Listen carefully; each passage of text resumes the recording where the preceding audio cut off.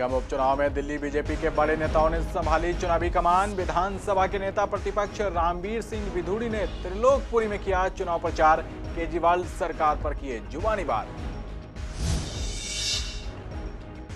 गांधीनगर में कपड़े की फैक्ट्री में आग लगने से इलाके में फैली सनसनी। सूचना पाकर मौके पर पहुंची दमकल की 10 गाड़ियां।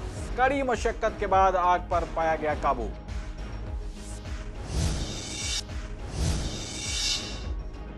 गाजीपुर बॉर्डर पर केंद्रीय कृषि कानूनों के विरोध में प्रदर्शन जारी। आज किसानों ने मनाया पगड़ी संभाल दिवस। गर्मी को देखते हुए आंदोलन स्थल पर कूलर पंखे आने शुरू।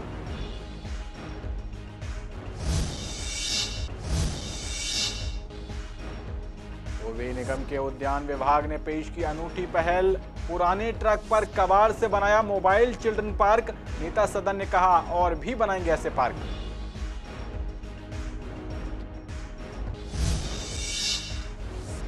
और पूर्वी दिल्ली में कई एरिया में लगाए जा रहे मोबाइल फोन टावर। स्थानीय लोग पार्क में टावर लगाए जाने का कर रहे हैं विरोध। गीता कॉलोनी में आया विरोध का ताजा मामला।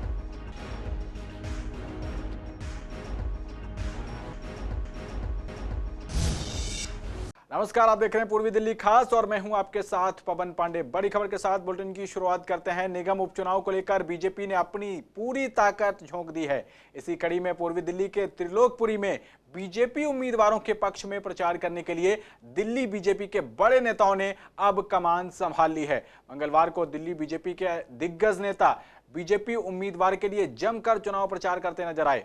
इसी कड़ी में दिल्ली विधानसभा के नेता प्रतिपक्ष रामबीर सिंह विधूड़ी ने त्रिलोकपुरी में बीजेपी के लिए चुनाव प्रचार किया और केजरीवाल सरकार पर जमकर निशाना साधा। उन्होंने कहा कि दिल्ली सरकार ने बहुत से वादे किए थे लेकिन वो पूरे नहीं किए गए। मीडिया को ये बताने के लिए कि त्रिलोकपुरी से भारतीय जनता पार्टी के उम्मीदवार श्री ओम प्रकाश जी, जो बहुत ही क्षेत्र के लोकप्रिय कार्यकर्ता हैं, वो भारी अंतर से चुनाव जीतने जा रहे हैं और उसके कारण भी हमने बताए हैं।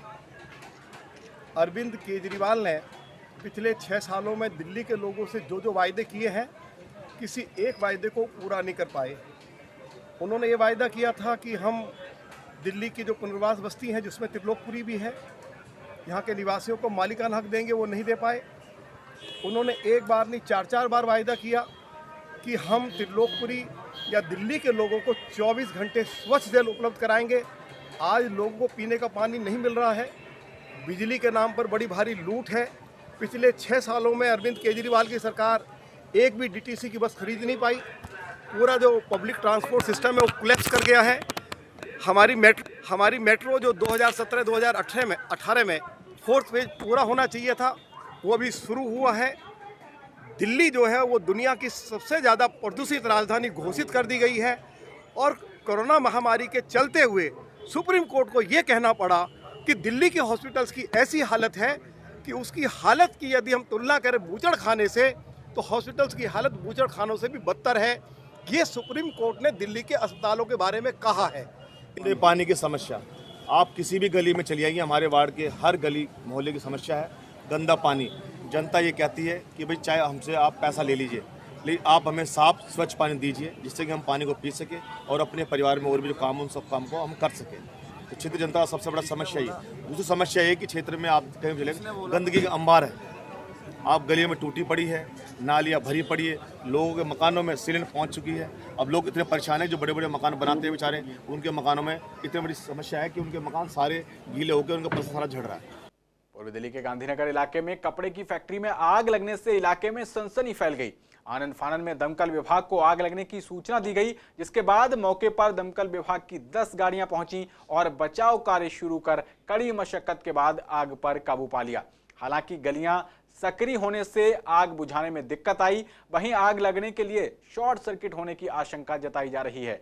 गौरतलब है कि गांधीनगर मार्केट एशिया की सबसे बड़ी कपड़ों की मार्केट है, जिसके चलते आग लगने की खबर सुनते ही इलाके में सनसनी फैल गई।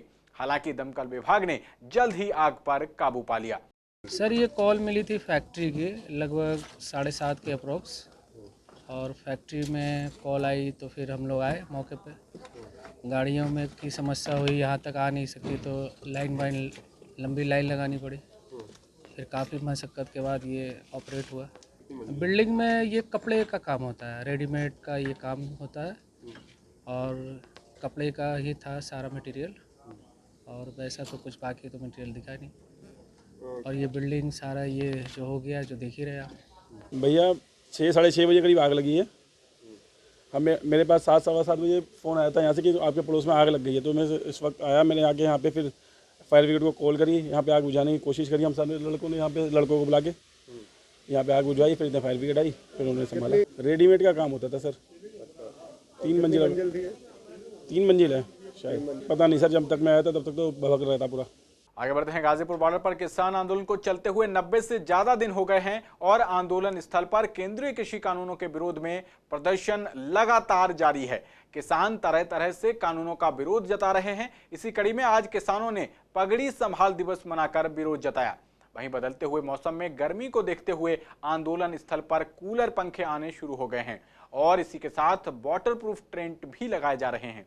इसी के साथ किसान नेता राजवीर जादव ने सीसीएन संवाददाता कुणाल शर्मा से बात करते हुए कानून वापसी नहीं तो घर वापसी नहीं की बात दोहराई। किसान आंदोलन को चलते हुए आज 90 दिन से ऊपर हो चुके हैं और ऐसे में इस वक्त हम मौजूद हैं गाजीपुर बॉर्डर पर, जहां पर आज किसानों द्वारा पगड़ी संभाल आयोजन किया गया। और ऐसे में इस वक्त हमारे साथ मौजूद हैं बात करने के लिए राजीव जादौन जी, तो प्रदेश अध्यक्ष है, उन्हीं से हम बात करते हैं। सर, किस प्रकार से ये आयोजित किया गया और किस प्रकार से मनाया गया आज ये पगड़ी संभाल और क्या ये कारण रहा है? आज हमारी जो नेशनल कोऑर्डिनेशन कमेटी है आंदोलन की, उसके द्वारा ये पगड़ी संभाल सम्मान दिवस का आयोजन किया गया है। इसका विशेष भाव ये है कि सरदार भगत सिंह जी के ताऊ सरदार अजीत सिंह ने बहुत पहले, शायद 1907 में या इससे पहले, शायद कंफर्म नहीं है, उन्होंने किसानों के सम्मान के लिए इस बात को नारा लगाया था कि किसान को अपनी पगड़ी का सम्मान करना चाहिए। या प्रकृति को ही परमात्मा कहें तो कोई बड़ी बात नहीं है, तो प्रकृति के हिसाब से चलना पड़ता है। अभी जब जाड़े थे, आपने देखा होगा, तो हम लोगों ने उससे जाड़े से बचने का प्रबंध किया, लकड़ियों का प्रबंध किया, पानी के गर्म का प्रबंध किया और हवा का प्रबंध किया। बीच बीच में बारिश भी आई, उसके लिए हमने वाटरप्रूफ पन्नी का प्रयोग किया। अब गर्मी आ रही है, भयंकर गर्मी है, तो हमें इसके लिए बचने के लिए हम लोगों ने घास जो हमारे नदियों के किनारे मिलती है, जंगल में मिलती है, बड़ी ठंडी होती है, उसकी चटाइयों का ऑर्डर दे दिया है। 1 कॉल की दूरी माननीय प्रधानमंत्री जी ने कहा था। कॉल तो खैर दूर नहीं होती है, कॉल तो कॉल है। अगर यहाँ से मिलाई जाएगी तो उसी 19 सेकेंडों में 10 मीटर पे मिलेगी और 19 सेकेंडों में 10 लाख किलोमीटर पे भी मिलेगी। लेकिन उस कॉल का किसान इंतजार कर रहा है। प्रधानमंत्री जी की कॉल अभी तक नहीं आई है। कैमरा पर्सन ललित कुमार के साथ कुणाल शर्मा, सीसीएन न्यूज़, दिल्ली। पूर्वी दिल्ली निगम के उद्यान विभाग द्वारा एक रचनात्मक पहल की गई है, जिसके अंतर्गत उद्यान विभाग द्वारा वेस्ट मटेरियल से मोबाइल चिल्ड्रन पार्क का निर्माण किया गया है। ये पार्क पुराने ट्रक पर बनाया गया है, जिस पर निगम के स्टोर से पुराने सामान जैसे ग्रिल, शेड, लोहे का सामान आदि का इस्तेमाल करके करीब 8 झूले लगाए गए हैं। ये एक चलता फिरता पार्क है, जिसे विशेषकर उन क्षेत्रों के बच्चों के लिए बनाया गया है जिनके घर के आसपास पार्क उपलब्ध नहीं है। इस बारे में पूर्वी दिल्ली नगर निगम में नेता सदन प्रवेश शर्मा ने कहा कि ये एक रचनात्मक और सुंदर प्रयास है। पूर्वी दिल्ली नगर निगम द्वारा कबाड़ को रिसाइकल करके बनाए गए इस पार्क का निर्माण काबिले तारीफ है। प्रवेश शर्मा ने बताया कि ये पार्क उन बच्चों के लिए एक सौगात है जिनके घर के आसपास पार्क नहीं है। उन्होंने बताया कि इस पार्क को आकर्षक रूप दिया गया है जो बच्चों को पसंद आएगा। उन्होंने इस अनूठी पहल के लिए उद्यान विभाग की प्रशंसा की और कहा कि पूर्वी दिल्ली के बच्चों के लिए इस प्रकार के और पार्क भी बनाए जाएंगे। नेता सदन ने बताया कि इस पार्क को बनाने में मात्र 6 दिन लगे हैं। वहीं उद्यान समिति की चेयरपर्सन नीतू त्रिपाठी से बात की सीसीएन संवाददाता वंदना कश्यप कैंथ ने। इस दौरान उनका क्या कुछ कहना है, देखिए ये रिपोर्ट। तो अब पूर्वी दिल्ली नगर निगम के उद्यान विभाग की तरफ से एक नई पहल होने जा रही है, जिसमें ये कहा जा रहा है कि बच्चों के लिए मोबाइल चिल्ड्रन पार्क जो है उसकी व्यवस्था अब निगम कर रहा है। फिलहाल एक वैन जो है वो तैयार भी कर ली गई है और आगे किस तरीके का ये कॉन्सेप्ट है इसकी बातचीत करेंगे। मेरे साथ नेता सदन परवेश जी मौजूद हैं, आगे की जानकारी उनसे लेते हैं। जमुना पार्क के अंदर ADMC के एरिया के अंदर हमारे 14 ऐसे वार्ड हैं जहाँ कोई पार्क नहीं है। बच्चों के खेलने के लिए कोई पार्क है ना, वहाँ पर कोई व्यवस्था है जब बच्चे खेल सकें। उसी को ध्यान में रखते हुए हमारे डायरेक्टर हॉर्टिकल्चर राघवेंद्र ने, उनकी टीम ने बहुत अध्ययन किया, विदेशों का अध्ययन किया उन्होंने, जो वहाँ के गार्डन होते हैं मोबाइल गार्डन। उसके बाद उन्होंने एक पुराने ट्रक के ऊपर हमारे EDMC के, जो बंद खड़ा हुआ था कंडम, उसको रिपेयर कराया, ठीक कराया उसको, और उसके ऊपर पुराने कबाड़ से ही जो EDMC का पुराना लोहे जंगले जो कबाड़ था उसे झूले बनाए उन्होंने, और तो बढ़िया झूले बनाएंगे, आप देखेंगे उनको तो बड़े अट्रैक्टिव झूले बच्चों के लिए। उससे हमारे 3 काम हमारे ठीक हुए। एक तो हमारी EDMC की जो कार्यशैली है, उस पर उंगली उठती है, वो उंगली उठनी बंद होगी कि हम लोग क्रिएटिव काम भी कर रहे हैं, पॉजिटिव हमारा एटीट्यूड है हमारा। सेकेंडरी, जिन वार्डों के अंदर पार्क नहीं थे, वहाँ के बच्चे उस बात से बिल्कुल अभी तक वंचित थे झूलों से, उनको सुविधा मिलेगी। अभी हमने हाल फिलहाल में एक मोबाइल चिल्ड्रन पार्क का आविष्कार किया है अपने डायरेक्टर से बात करके, जिसमें एक साथ 16 बच्चे खेल सकते हैं और 8 झूले लगाए गए हैं। मात्र 6 दिन में यह तैयार किया गया है। जैसा कि हमारे पास एक पुरानी गाड़ी थी जिसमें जो 15 साल से पुरानी थी, जो चल नहीं सकती थी, और उस पे ये मोबाइल पार्क तैयार किया गया है और ये कहीं भी मूव करके ले जाया जा सकता है। निगम जो है फंड के अभाव में जीता रहता है, लेकिन बावजूद इसके कुछ नया, कुछ अच्छा करने की सोच भी यहाँ पर चलती रहती है, और इसी के तहत यहाँ पर अब चिल्ड्रंस जो पार्क है वो मोबाइल पार्क जिसे कहा जा रहा है, उसकी तैयारी शुरू हो गई है। एक वैन तैयार भी हो गई है और आगे भी कई वैनों की योजना चल रही है। फिलहाल देखना होगा कि ये कॉन्सेप्ट जो है वो कितनी दूर तक जाएगा। कैमरा पर्सन मोहित के साथ मैं वंदना कश्यप, कैंथ, CCN। आगे बढ़ते हैं। दिल्ली में कोरोना का खतरा एक बार फिर बढ़ने लगा है। ऐसे हालातों में किस तरह से रहन सहन हो, इसको लेकर CCN ने एक्सपर्ट डॉक्टर से खास बात की। इस दौरान डॉक्टर अनिल गोयल का कहना है कि दिल्ली में बाकी राज्यों की तरह फिर से कोरोना का खतरा बढ़ सकता है, क्योंकि लोग मास्क लगाना और सोशल डिस्टेंसिंग जैसे नियमों का पालन नहीं कर रहे हैं। वहीं डॉक्टर BK मोंगा ने बताया कि लोगों ने लापरवाही शुरू कर दी है, ऐसे में केस बढ़ सकते हैं। उन्होंने सलाह दी है कि मास्क लगाना ना छोड़ें, भीड़ में ना जाएं और अन्य कोरोना गाइडेंस का पालन करते रहें। दिल्ली में वापस आने का रिस्क बढ़ सकता है, क्योंकि अमरावती में, पुणे में, केरला में, मध्य प्रदेश में कुछ जगह केसेस बहुत बड़े हैं। इतने बड़े हैं कि जैसे कि महाराष्ट्र में 5000 हो गए, ऐसे केरला, और उसमें कई जगह 2000 केसेस पर डे हो गए। तो इसलिए ये डर लग रहा है कि दिल्ली में फिर से ना बढ़ जाएं, और उसके बढ़ने का कारण यही है कि लोग लापरवाही कर जाएं। जो भीड़ भाड़ वाले इलाके हैं, जैसे कि मान लीजिए एक पब्लिक ट्रांसपोर्ट बस है, उसमें हर सीट पर बैठने लगे हैं। जैसे मेट्रो में है, लोग खड़े हैं, वो सोशल डिस्टेंसिंग का पालन नहीं कर रहे हैं। या भीड़ भाड़ वाले बाज़ारों में आप देखिए तो तमाम जगह लोग चिपक कर चल रहे हैं। तो इसलिए दिल्ली में भी दोबारा बढ़ सकता है। इसीलिए हमको अलर्ट रहने की ज़रूरत है, क्योंकि इसका कारण पुराना कोरोना वायरस का एक नया स्ट्रेन भी आ गया है। वो भी एक कारण हो सकता है जिसके कारण ये दिल्ली में भी दोबारा बढ़ सकता है। अमरावती की बेल्ट के अंदर काफ़ी ज़्यादा केस हैं, पुणे के अंदर है, मुंबई के अंदर है, और ये स्ट्रेन जो पाया गया है ये जल्दी फैलने वाला है। इसकी फैलाव जो है जल्दी फैलता है और इसका टाइम भी ज़्यादा लगता है ठीक होने में। दूसरा जो इशू है कि लोगों के जो अप्रोप्रिएट बिहेवियर की बात मोदी जी पहले दिन से कर रहे थे कि हमने मास्क नहीं छोड़ना, हमने हैंड सैनिटाइजेशन नहीं छोड़ना, और उसके साथ में डिस्टेंसिंग बना के रखनी है। नहीं, डेफिनेटली ये खतरा है, पूरे देश के लिए खतरा है, आम जनता के लिए खतरा है। इसमें ये नहीं है कि भाई ये कोविड, तो मैं शुरू से कहता हूँ कि ये नहीं देखता अमीर आदमी है, गरीब आदमी है, या दिल्ली का है या गाँव का है। ये तो जहाँ दुर्घटना घटनी है, जहाँ लापरवाही होनी है, वहाँ दुर्घटना घटनी है। और इसलिए हमें अभी बीमारी कम जरूर हुई है, लेकिन ख़त्म नहीं हुई। लापरवाही बिल्कुल नहीं करनी। तो आम जनता को प्रॉपर मास्क डालना, एक मास्क लटकाना होता है, मास्क लटकाना नहीं है, नाक मुंह दोनों ढके होने चाहिए, और उसके साथ साथ हैंड सैनिटाइजेशन और धोने का काम पक्का रखें और डिस्टेंस बना के रखें, भीड़ें ना लगाएं मार्केट के अंदर। पूर्वी दिल्ली के अलग अलग एरिया में मोबाइल टावर लगाए जा रहे हैं, जिसका विरोध देखने को मिल रहा है। ताजा मामला पूर्वी दिल्ली की गीता कॉलोनी में देखने को मिला।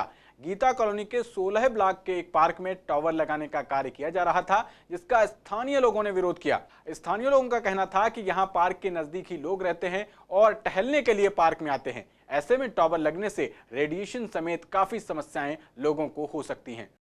हमारी RWA यहाँ अगर आप पार्क देखेंगे तो इस पार्क में ऑलरेडी बहुत सारा एरिया ऑक्यूपाइड है। जैसे जल बोर्ड वालों ने 1/3 ले लिया है, ठीक है। बाहर BSc वालों ने ले लिया है। तो छोटा सा पार्क है और इतनी सारी पॉपुलेशन है, यहाँ पर ये एरिया और ऑक्यूपाई हो जाएगा तो इससे बहुत दिक्कत होगी। सुबह सुबह यहाँ पर बच्चे टहलते हैं, सब लोग आते हैं, छोटा सा स्पेस है, पेड़ पौधे भी बहुत कम हैं यहाँ पर। तो उसके बाद अगर ये वाला हिस्सा भी अगर उसमें ले लिया जाएगा तो हमारा पार्क तो सारा ख़त्म हो जाएगा। तो हमारी रिक्वेस्ट है कंसर्न अथॉरिटी से कि प्लीज़ कोई दूसरे स्थान पर इस टावर को इंस्टॉल किया जाए, यहाँ पर स्पेस कम है। सर हमें तो 1 से 1.5 महीना पहले भी ये लगाने आए थे हमारे यहाँ टावर, तो हमने इनका विरोध किया था। तो उस दौरान इनके पास कोई लीगली कुछ भी डॉक्यूमेंट नहीं थे इनके इसको रोकने के लिए, तो ये उस टाइम वापस चले गए थे। और अब इस टाइम ये जो पेपर लेके आए हैं, कह रहे हैं हमारे पास हाई कोर्ट के पेपर्स हैं और उसके आधार पर हम इसको लगाना चाहते हैं, और ये पुलिस प्रोटेक्शन साथ में लेके आए हैं। तो जिसको हमने मना करने की कोशिश करी, पर इन्होंने हमें कहा कि उठा के आपको बंद कर दिया जाएगा और आप इसके बीच में आप कोई दखलंदाजी करते हैं तो।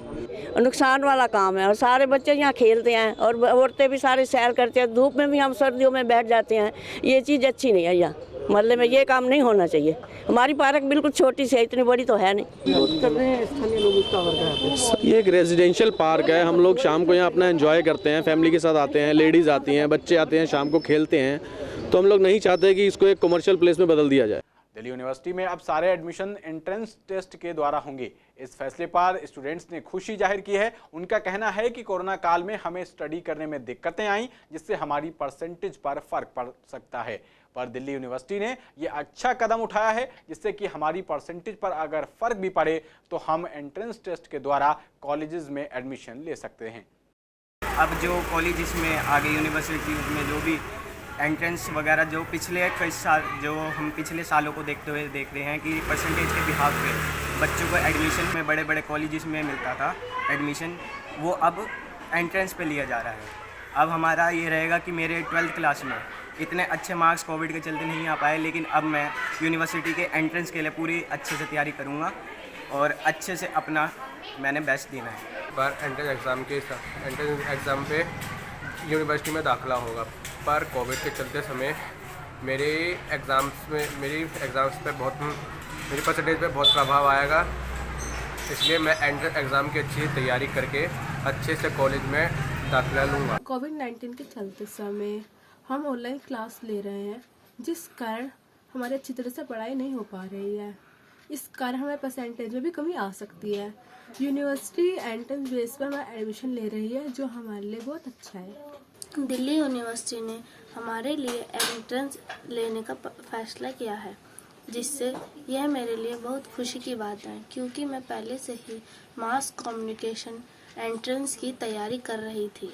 वैसे तो सबवे रोड क्रॉस करने के लिए बनाया जाता है, लेकिन जब वो रोड क्रॉस करने की जगह नशे का अड्डा बन जाए और कूड़े का ढेर जमा हो जाए तो सबवे को दूसरा नाम दे देने का मन करता है। तस्वीरों में दिख रहा मंजर जगतपुरी रेड लाइट के पास का है। स्थानीय लोगों के मुताबिक शाम होते ही ये सबवे नशे का अड्डा बन जाता है। लोग इसके अंदर बैठकर नशा करते हैं और आने जाने वाले लोगों को और स्थानीय लोगों को भी यहाँ से गुजरने में डर लगा रहता है। लोगों का कहना है कि सबवे की हालत इतनी बुरी है कि इस सबवे के अंदर से जाना मुमकिन नहीं है। साथ ही कहा कि पुलिस प्रशासन को वो कई बार कंप्लेंट दे चुके हैं, लेकिन इसके बाद भी इस समस्या का कोई समाधान नहीं निकला है। ये काफी दिन से बंद कर दिया है, हाँ, और हम लोग भी, हमारे बंदे भी रहा था इसके अंदर, सफाई वफाई करता था। तो पेट बंद करके तो नहीं रहेगा गरीब बंदा, उनको तनख्वाह ही नहीं मिलता था, उन्होंने भी छोड़ के अब भाग गया। किसने रखा था ये कहीं के और बंदा जो है ना, किसी जगह से आता था, उन्होंने रखा दिया था। उसके बाद उनको तनख्वाह नहीं मिला तो कुछ भी नहीं, कूड़ा है। एक सबवे यहाँ पर भी रात के 8 बजे पर नशेड़ियों का अड्डा बन जाता है, लेडीज भी नहीं निकल पाती, मार्केट के बंदे साथ देते हैं। यहाँ पर पुलिस वाले आते हैं, भाग जाते हैं, पुलिस वाले वो कंटिन्यू रूट मारते हैं। यहाँ पर उनकी कोई गलती नहीं है, तब भी उनको खौफ नहीं है कुछ भी। यहाँ पर सबवे में तो सबसे बड़ी दिक्कत क्या है, मैं आज इसको 30 साल से देख रहा हूँ। सबवे के अंदर जब से बनाना तब से खाली चर्चों का अड्डा रहा है। मतलब आते हैं लोग, सुई लगाते हैं, चले जाते हैं। इसके अंदर कोई पीछे 1-2 बार डेड बॉडी भी पड़ी हुई थी, पीछे इन्होंने आग लगी थी, हमने बुझवाई थी यहाँ पे इसके अंदर ही। मतलब सारे गंदे काम रात को जो मतलब क्या कहें, वो इतने तो गंदे काम होते रात को। ना कोई लाइट की व्यवस्था है, ना कोई गार्ड की व्यवस्था है इसके अंदर, किसी प्रकार कोई व्यवस्था नहीं है। पूरे भरा सरकार सोती है, हम कई बार इसके लिए रिपोर्ट भी करते हैं, थाने में भी करते हैं, इसके अलावा MLA को बुला हुआ है, लेकिन आज तक कभी नहीं सुना उन्होंने। वहीं पूर्वी दिल्ली के अर्जुन नगर में संत निरंकारी मिशन द्वारा बाबा हरदीप सिंह महाराज की जन्म जयंती के अवसर पर वृक्षारोपण कार्यक्रम का आयोजन किया गया। कार्यक्रम में आम आदमी पार्टी के विधायक SK बग्गा भी मौजूद रहे। इस दौरान अर्जुन नगर में पौधे लगाए गए, साथ ही साथ इसकी देखभाल की भी जिम्मेदारी ली गई। इस मौके पर विधायक SK बग्गा ने कहा कि गुरु जी की जयंती पर हर साल की तरह पौधे लगाए जा रहे हैं और पर्यावरण को बचाने के लिए समाज में संदेश भी दिया जा रहा है। बाबा जी की आज जन्म जयंती है और ये संत निरंकारी चैरिटेबल फाउंडेशन की तरफ से आज पौधों लगाने का कार्य किया। इसमें एक स्पेशल बात मैंने सुनी, अभी बताया मेरे को बाबूजी ने कि ये पौधे ड्यूटी लगाई है लोगों की, कि जब तक उनके बराबर नहीं हो जाते 2 साल तक उनकी सेवा करेंगे, पानी देंगे उनको, वातावरण स्वच्छ होगा। अगर हमारी सेहत ठीक है, हेल्थ इज़ वेल्थ, हेल्थ ठीक होगी तो हम कार्य भी कर पाएंगे। मैं इनका धन्यवाद करता हूँ। इन्होंने इतने प्रोग्राम किए हैं, मेरे टेन्योर में 5 साल से ज़्यादा हो गए मेरे को विधायक बने हुए हैं। मैं इनका धन्यवाद करता हूँ। हर प्रोग्राम में मैंने इनके यहाँ उपस्थित दर्ज की है। अब जब भी संसार में गुरु आया है उसने मानवता को बचाया है और बाबा हरदेव सिंह जी महाराज जिस वक़्त से इस संसार में गुरु अवतरित हुए तब से लेके उन्होंने यही काम किया है। मानवता को जिसने हमें बनाया है उसकी सेवा करने की प्रेरणा, उसके साथ जुड़ने की प्रेरणा, और उसका सीधा साधा उन्होंने अर्थ निकाला था। जैसे ज़मीन में पौधा लगा देते हैं और पौधा अगर ज़मीन के साथ जुड़ा हुआ है तो पौधे को कोई खतरा नहीं, वो हरा भरा रहता है। ऐसे ही मानव अगर ईश्वर के साथ जुड़ा रहे तो वो हमेशा खुश आनंद अवस्था में रहता है। आज का दिन निरंकारी मिशन के लिए बहुत बड़े महत्व का दिन है, क्योंकि आज सतगुरु बाबा हरदेव सिंह जी महाराज, जिन्होंने सारे ही संसार पर अमन और शांति के लिए, मानवता के लिए सारा जीवन अपना न्यौछावर कर दिया। आज जो उन्होंने शिक्षाएं हमें दी, निरंकारी मिशन के एक एक बच्चे को, एक एक सेवादार को जो सतगुरु रूप ने उन्होंने शिक्षाएं प्रदान की कि मानवता की सेवा करनी है, हर एक के साथ भाईचारे से रहना है, प्रीत से रहना है, और इसी निरंतर इन्हीं शिक्षाओं को धारण करके निरंकारी मिशन, जो बाद में सतगुरु की कृपा से चैरिटेबल फाउंडेशन का भी गठन हुआ, जिसके अंदर चाहे वो कोई शिक्षा के कार्यक्रम थे, चाहे उसके अंदर मेडिकल्स के कार्यक्रम थे, वेलफेयर एसोसिएशन के कार्यक्रम थे, जो भी मानव के कल्याण के लिए कार्यक्रम थे जो सतगुरु ने हमें दिए, उनको आज भी वक्त के रहबर सतगुरु माता सुदीक्षा जी महाराज के आशीर्वाद से उनको आज भी निभा रहे हैं। आज बाबा जी का जन्मदिन है। पहले बाबा जी के सभी भक्तों को और बाबा जी को हम बधाई देंगे। और ये जो काम है, बाबा जी हमेशा समाज के लिए एक अच्छा काम करते आए हैं और भक्त लोग भी समाज की सेवा करते आए हैं। आज ये एक संदेश दिया गया है, वृक्ष रोपण करके धरती के साथ जोड़कर ऐसे बताया गया है कि आप इंसान ईश्वर के साथ जुड़ें और ईश्वर की आराधना करें। तो इस बुलेटिन में मेरे साथ इतना ही। बाकी खबरों के लिए देखते रहिए CCN। नमस्कार।